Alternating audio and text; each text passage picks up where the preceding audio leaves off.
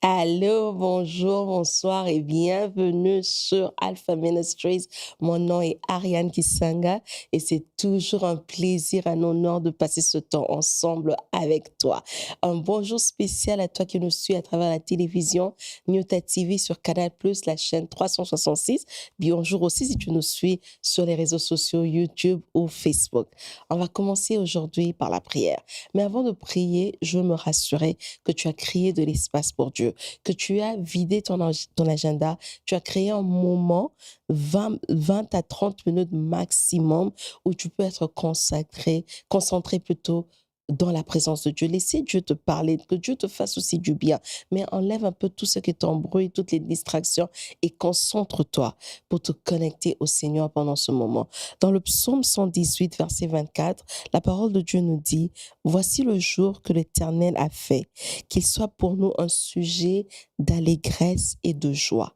Voici le jour que l'Éternel a fait, qu'il soit pour nous un sujet d'allégresse et de joie. Si tu es déjà à la fin de la journée, tu vas confesser que le lendemain sera un jour que l'Éternel a fait pour toi, sera un jour qui va t'apporter de la joie, un jour qui va t'apporter de l'allégresse, un jour où tu ne vas pas être dans les distractions. Nous allons bénir nos journées, bénir le Seigneur, parce que si nous sommes réveillés, c'est pas parce que nous avons une force particulière, c'est par sa grâce seulement qu'on est compté parmi les vivants, c'est par sa grâce seulement qu'on a l'opportunité d'avoir cette journée qui vient, c'est par sa grâce seulement qu'on a l'opportunité de voir ce jour. Peut-être tu me suis et tu viens juste de commencer ta journée. Je veux que tu puisses bénir cette journée, te dire: en ce jour ici, la joie sera mon partage, en ce jour, l'allégresse sera mon partage, en ce jour, je vais avancer avec Dieu, en ce jour, je veux vivre des bénédictions, en ce jour, je ne serai pas distraite. En ce jour, je ne serai pas distrait. En ce jour, le diable ne va pas voler mes minutes, ne va pas voler mes heures. Prie pour ta journée, bénis pour ta journée et déclare cela et dis: ceci est le jour que l'Éternel a fait. Ce jour sera pour moi un sujet de louange, un sujet d'allégresse, un sujet de joie. Et ah oui, ceci est le jour que toi tu as fait. Que ce jour soit pour nous un sujet d'allégresse, un sujet de joie. Que le temps que nous allons passer ensemble dans ta présence, que ton Saint-Esprit se sente à l'aise autour de nous, que ton Saint-Esprit nous parle et qu'une nouvelle révélation puisse tomber dans nos cœurs. Dans le nom puissant de Jésus, nous avons ainsi prié. Les saints de Dieu disent Amen, Amen, Amen. Aujourd'hui, notre sujet a pour titre la lettre ou une lettre de Jairus. Une lettre que Jairus nous adresse. Une lettre est adressée à quelqu'un pour l'informer sur quelque chose, pour donner des nouvelles. Alors, Jairus aujourd'hui veut nous informer sur l'expérience que lui, il a eu à faire avec Christ. Et il veut qu'on puisse tirer des leçons de cela, qui pourra aussi des leçons qui peuvent nous aider dans notre marche chrétienne. Et le texte base est dans Matthieu 9, 14 à 26. Mais vu que c'est long et qu'on a un temps limité ensemble, je veux juste lire quelques versets. Donc, je vais lire du verset 18 et puis je vais sauter et on va lire 24 à 26. Je lis pour nous la parole de Dieu. Tandis qu'il leur adressait ces paroles, voici un chef arriva, se prosterna devant lui et dit: Ma fille est morte il y a un instant, mais viens, impose-lui les mains et elle vivra. Il dit, verset 24, il leur dit: Retirez-vous, car la jeune fille n'est pas morte, mais elle dort. Et il se moquait de lui. 25, quand la foule eut été renvoyée, il entra, prit la main de la jeune fille, et la jeune fille se leva. Verset 26, le bruit s'en répandit dans toute la contrée. Alors, qu'est-ce qui se passe ici? J'ai bien dit que notre verset était 14 à 26. Donc, quand tu as le temps, vraiment, lis tout le verset pour avoir une très bonne idée de ce qui se passe. Mais il y a les disciples de Jean-Baptiste qui sont venus poser la question à Jésus. Les disciples voulaient savoir pourquoi les disciples de Jésus ne jeûnaient pas, quand eux, les disciples de Jean-Baptiste, eux, jeûnaient. Et Jésus-Christ donne une réponse qui est tellement claire et simple. Il dit simplement que ses disciples ne jeûnent pas parce que lui, Jésus, est avec lui. Lui, il est vivant. Lui, il est la représentation de la vie même. Et parce qu'il est là, toute peur de la mort est partie. Jésus-Christ leur dit qu'en fait, mes disciples ne jeûnent pas parce que moi-même, je suis là. Moi, je suis la raison pour laquelle mes disciples ne jeûnent pas. Quand je partirai, quand je vais être crucifié, oui, là, ils jeûneront. Mais pour le moment, mes disciples ne jeûnent pas à cause de ça, à cause de sa présence. Et la Bible nous enseigne que pendant ce temps, il y a eu le chef de la synagogue qui est arrivé, ou le responsable de la synagogue qui est arrivé, ou je pense dans Matthieu, on le réfère comme, on parle de lui comme étant le chef, un chef arrivant, on ne dit pas quel chef, et dans d'autres versions, je pense dans la version Semeur, ça dit un chef juif est arrivé. Un chef juif plutôt est arrivé. Et il est dirigeant ou chef de la synagogue. Et ça, on peut lire dans Luc 41, parce que Matthieu ne nous donne pas le nom.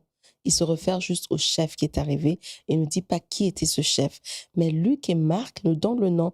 Et c'est comme ça qu'on peut savoir que le chef de la synagogue s'appelait Jairus. Ce chef de la synagogue qui avait une fille qui mourait s'appelait Jairus. Il était chef de la synagogue. Être chef, c'était une position, donc c'était une personne qui avait été placée là par les anciens.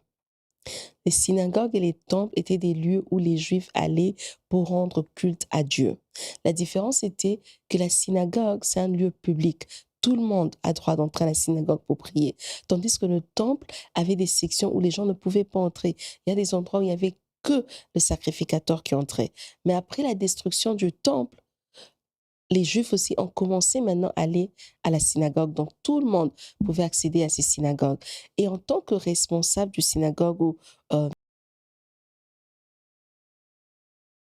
chef du synagogue, ce qu'il avait comme responsabilité, c'était veiller d'abord sur l'édifice, mais aussi tout ce qui permettrait au culte, pour que le culte se passe bien, tout ce qui était à l'intérieur de la synagogue, c'était vraiment sa responsabilité de veiller sur tout ça.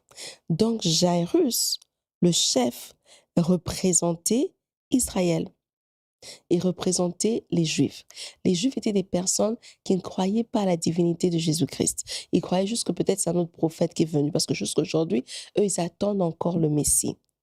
Alors, Jairus, comme c'est un chef de la synagogue, donc ici, il représente un peu ces gens qui ne croyaient pas à la divinité de Jésus-Christ. Mais ce Jairus qui ne croit pas à la divinité de Jésus-Christ vient quand même juste à cette conversation qu'il entend et il se prosterne devant Jésus. Mais ça veut dire que Jairus, quelque part, a eu foi en Jésus-Christ. Mais foi en Jésus-Christ, pourquoi? Parce qu'il a entendu Jésus dire que lui, dans la réponse de Jésus, il a compris que Jésus-Christ disait aux disciples que ses disciples à lui ne pouvaient pas jeûner parce que lui-même était la vie. Or, lui, il a un cas à la maison, lui, Jairus, d'une fille qui est morte. Et là, il entend quelqu'un dire que je suis la vie. Cette personne qui est très controversée, cette personne qui se dit être Dieu, mais que les autres personnes ne croient pas qu'il soit Dieu, Jairus se dit, je vais d'abord vers lui, essayer quelque chose de nouveau. Il se prosterne devant Jésus-Christ, oui. Il vient devant Jésus-Christ qui est un symbole de la foi. Mais quand il se réfère à Jésus, il n'adresse pas Jésus-Christ en utilisant un titre quelconque. Se prosterner à l'époque orientale, dans ces communautés orientales, ces nations orientales plutôt, c'était un symbole de respect. Donc ça veut dire qu'ils respectaient Jésus-Christ comme étant prophète de Dieu. Alors ils se prosternent devant Jésus, mais cela ne veut pas dire que nécessairement ils venaient pour adorer Jésus-Christ. Mais il a un problème qui va au-delà de ce à quoi il est habitué. Et c'est à partir de là que Jairus nous informe. Jairus nous donne des nouvelles, il nous donne des indicatifs, des directives de comment on peut nous aussi nous comporter quand nous avons un problème qui est mort, un problème qui est vraiment à la fin, où on ne sait plus quoi faire. C'est peut-être une maladie, peut-être c'est une addiction, peut-être c'est un cas que même les médecins ont dit, il n'y a plus rien à faire, alors ils ont fermé la porte. Peut-être c'est un cas où tu as même eu des personnes qui sont prêtes à t'aider à enterrer. Ça peut être un projet, ça peut être une affaire que tu as commencé, ça peut être une entreprise que tu as bâtie, ça peut être un rêve que tu as eu, ça peut être des études que tu veux commencer ou que tu comptais commencer, mais on te dit, regarde l'âge, regarde la situation dans le pays, regarde là où tu habites, regarde d'où tu viens, regarde ceci et cela, et il est temps pour toi d'enterrer. Et Jairus vient aujourd'hui à travers sa lettre pour t'encourager. La première chose qu'il te demande de faire ou qu'il nous demande de faire, c'est d'abord la prise de conscience de notre réalité. Être conscient de sa réalité ne veut pas dire l'accepter. Jairus avait une réalité. Il avait sa fille qui était malade, qui allait mourir. Ou dans Matthieu, comme on convainc, qui venait juste de mourir il y a un instant. Donc c'est comme ça se venait juste de faire que sa fille venait de mourir. Peut-être qu'elle a quitté la maison, elle était sur le point de mourir. Le temps qu'il arrive, là, Jésus-Christ, et peut-être c'est quand la fille est morte. Mais Jairus a pris conscience de cela, mais il n'a pas accepté ça. Parce que s'il avait accepté, il serait allé enterrer la fille. Mais lui, il décide de laisser la fille à la maison pour trouver une solution. C'est pour ça que je dis, le premier point ici à noter, c'est d'abord être conscient de sa réalité. Quelle est ta réalité? Tu ne sais pas chercher une solution si tu ne sais pas déterminer quel est ton problème. Il faut que tu sois en mesure de pointer avec ton doigt directement, avec précision sur ton problème pour que quand la solution arrivera, tu puisses appliquer cette solution au problème et que tu te dises, oui, effectivement, j'ai eu la solution à mon problème. Donc, la première chose est d'être en mesure d'identifier ton problème. C'est quoi qui est en train de mourir dans ta vie? Ou c'est quoi qui est déjà mort dans ta vie? Où est-ce que tu as ce découragement? Cette douleur, elle vient d'où?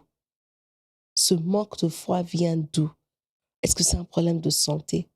Est-ce que c'est un péché? C'est quoi le problème que tu as, que tu veux présenter à Dieu? La deuxième chose, c'est évaluer qu'est-ce que tu as actuellement comme outil. Parce que si tu as des outils que tu as utilisés dans le passé pour le même problème, qui ne t'ont pas rapporté des solutions, ça ne sert à rien quand tu as identifié le problème d'aller encore utiliser les mêmes outils parce que tu auras les mêmes résultats sans solution. Jairus regarde autour de lui.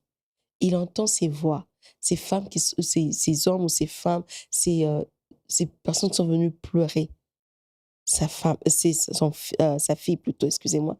Ces personnes sont venues pleurer sa fille. Jairus entend cela et il se dit non, je dois sortir. Je dois sortir. Quand il sort, il va là où Jésus était. Là où Jésus était, Jésus parlait. Là où Jésus était, il y avait une foule. Alors Jairus laisse cette foule qui est en train de pleurer pour aller vers une autre foule qui écoute un discours différent. Pourquoi? Parce que Jairus comprend que ce qu'on entend, c'est ce qui crée la foi en nous. S'il voulait que la foi qu'il avait, que la fille allait guérir, il devrait entendre quelque chose de différent, quelque chose qu'il n'avait pas l'habitude d'entendre. Il devrait sortir de son système habituel. Parce que dans son système, on ne lui a pas dit d'aller chercher la vie chez Jésus. Parce que pour lui, dans leur système, dans sa foi, c'est que dans sa religion, c'est que Jésus-Christ, c'est un prophète de Dieu. C'est pas la personne qui amène la solution. Mais ici, il sort de ce système-là parce qu'il y a quelque chose de précieux. Sa fille est précieuse pour lui. Sa fille, c'est son trésor. Il ne veut pas la laisser mourir. C'est quoi ton trésor qui est en train de mourir? C'est quoi cette histoire précieuse pour toi que tu es en train de voir aller vers la fin?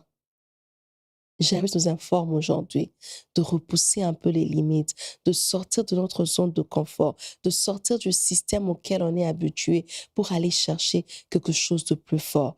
Jairus va chercher Jésus-Christ pour que Jésus-Christ donne la vie. Ça veut dire quand Jairus se disait que Jésus-Christ doit être Dieu, parce que Dieu est le seul qui donne la vie.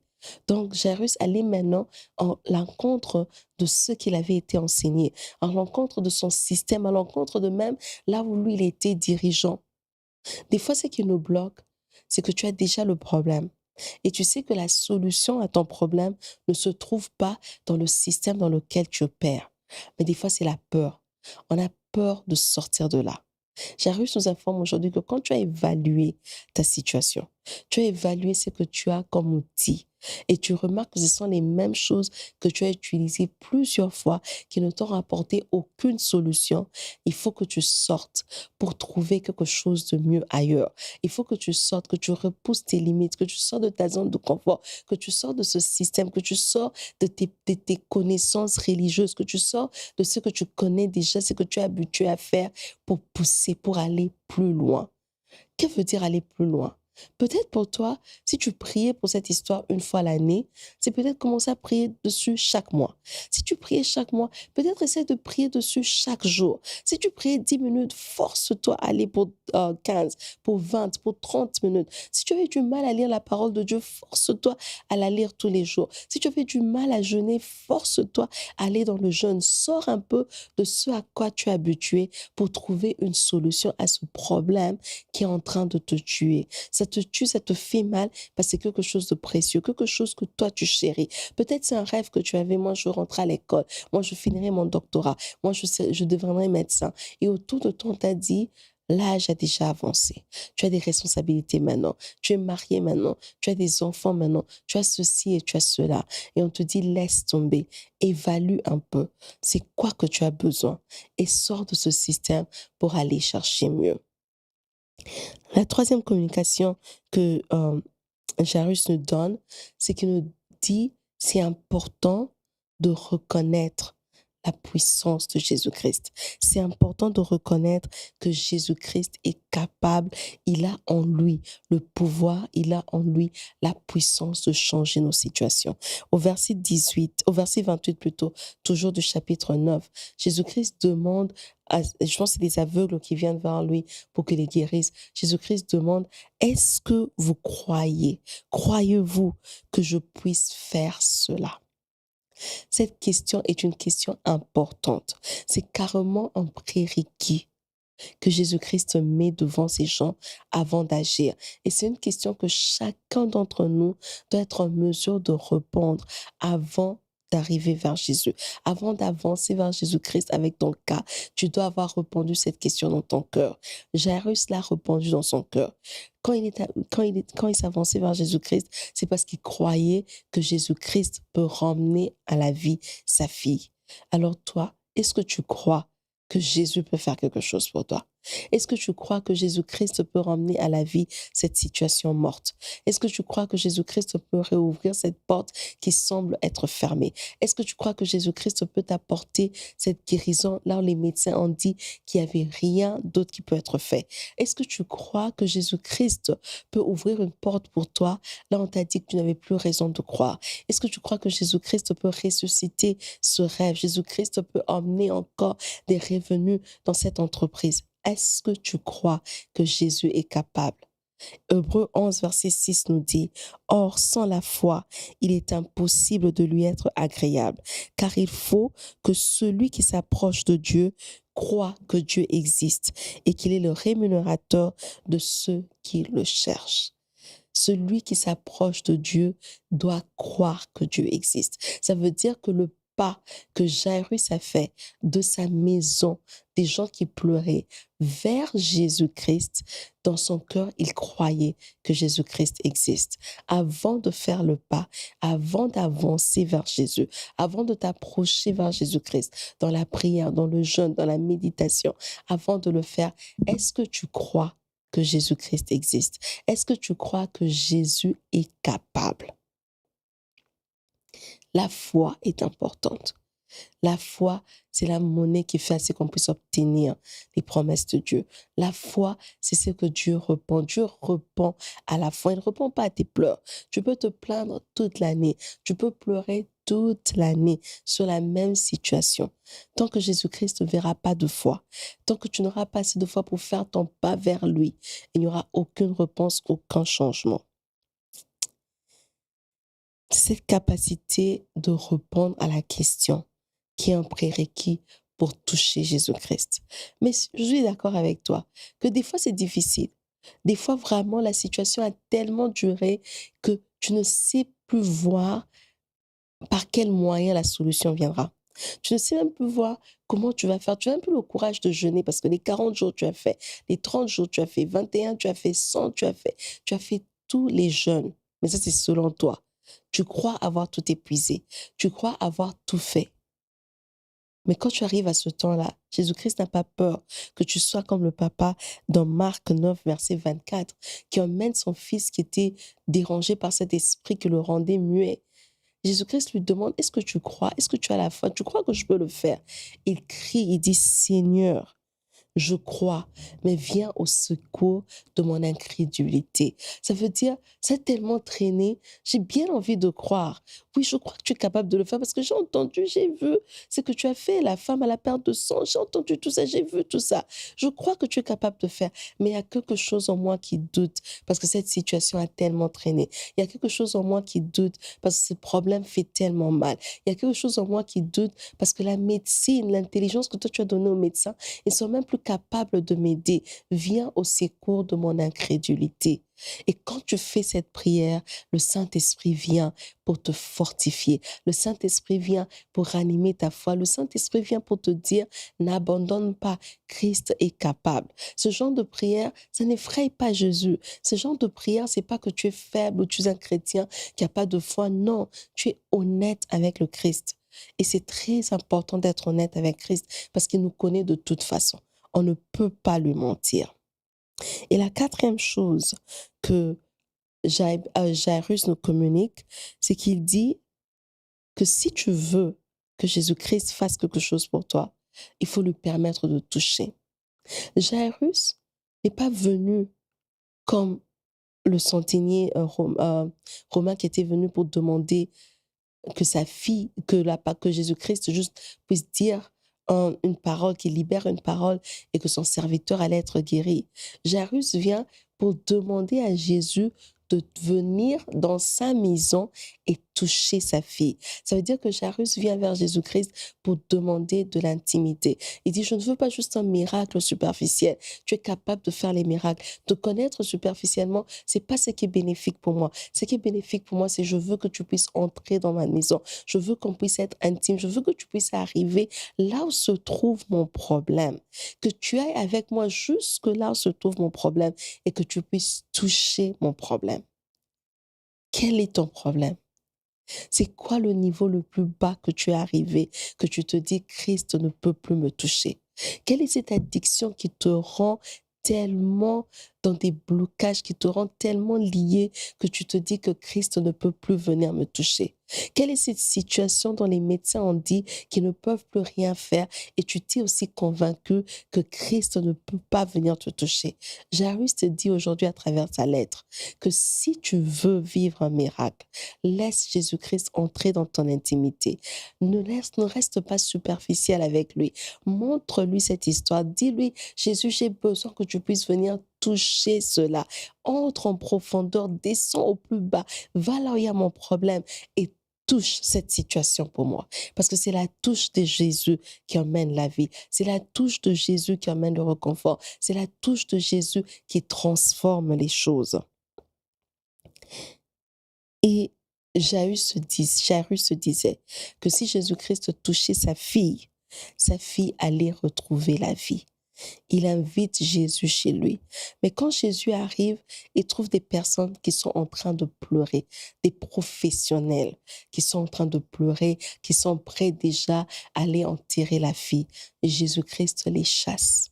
Quand tu permets à Jésus d'entrer dans ton intimité, il va commencer par nettoyer ton environnement. Parce que des fois, ce découragement que tu as, ce manque de foi que tu as, cette histoire que tu te dis que Jésus-Christ ne pourra pas le faire, je ne sais pas continuer. Bon, la vie, c'est comme ça. J'ai déjà 40 ans, j'ai 50 ans, j'ai 70 ans, je ne sais plus avancer. Bon, j'accepte seulement ce que je fais. Au moins, je suis encore en train de survivre. Au moins, je vois encore mes enfants. Au moins, j'ai ce petit boulot.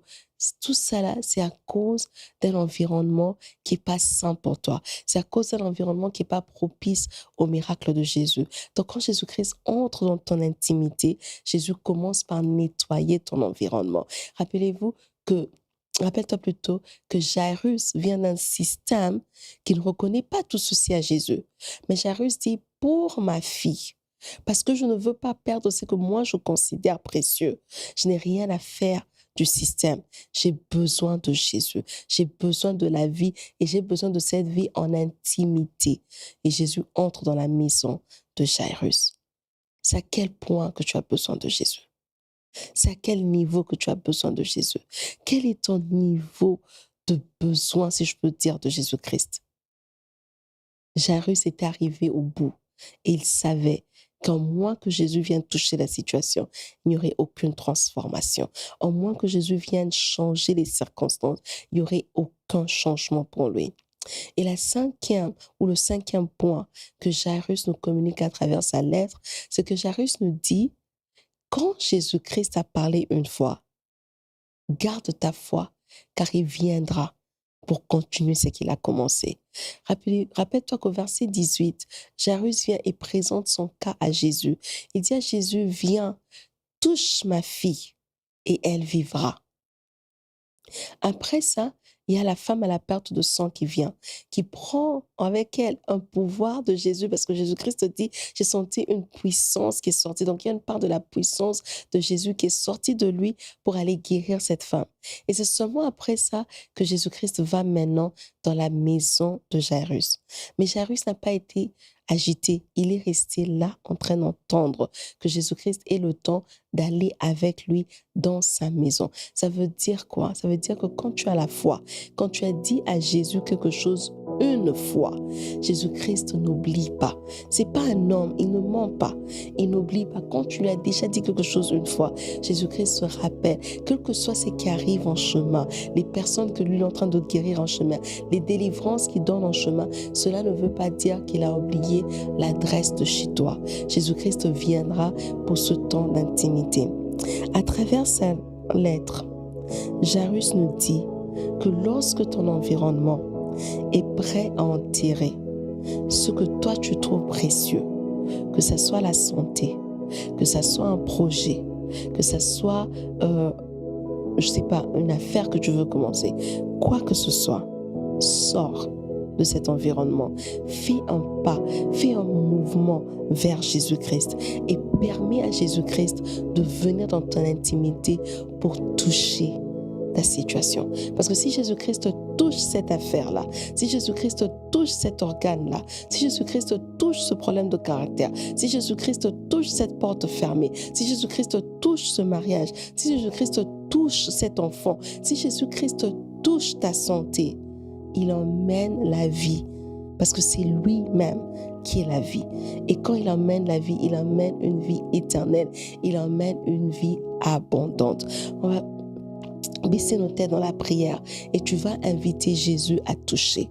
Je ne sais pas qu'est-ce qu'il faut que Jésus-Christ touche pour toi, mais prends cet instant et invite Jésus-Christ à toucher. Dis, Seigneur, viens et touche ma situation. Permets à Jésus de toucher cela. Permets à Jésus de toucher cette plaie. Permets à Jésus de toucher cette addiction. Permets à Jésus-Christ de toucher le niveau auquel toi tu trouves qui est le niveau le plus bas que tu puisses être tombé. Permets à Jésus de venir et de toucher cela. Prie au nom de Jésus et présente-lui cette situation. Père, nous voici dans ta présence. Seigneur, pour chacun d'entre nous, tu connais exactement où il faut toucher. Ce que nous disons aujourd'hui ensemble, c'est que Père, touche. Père, touche. Avec ton doigt, avec ta main, avec tout ce que tu peux. Seigneur, touche. Nous te prions. Au nom puissant de Jésus, nous avons ainsi prié. Amen, amen, amen, amen. Merci d'avoir pris ce temps pour passer de moments dans la présence de Dieu avec moi. Je prie que cette parole t'ait béni, que tu as appris quelque chose que tu pourras appliquer dans ta vie de tous les jours et qu'à travers cette parole, tu as appris aussi à laisser Christ te toucher. Si ça t'a béni, s'il te plaît, dis à ta voisine, dis à ton voisin, la semaine prochaine, sur ta télévision, Canal Plus 366 à la même heure, on aura encore un moment de partage avec Alpha Ministries. Si tu nous as suivis sur les réseaux sociaux, créer de l'espace pour Dieu, c'est aussi s'abonner, c'est aussi activer la cloche de notification, nous suivre et partager les vidéos. Jusqu'à ce qu'on se voit la semaine prochaine, rappelle-toi de toujours créer de l'espace pour Dieu.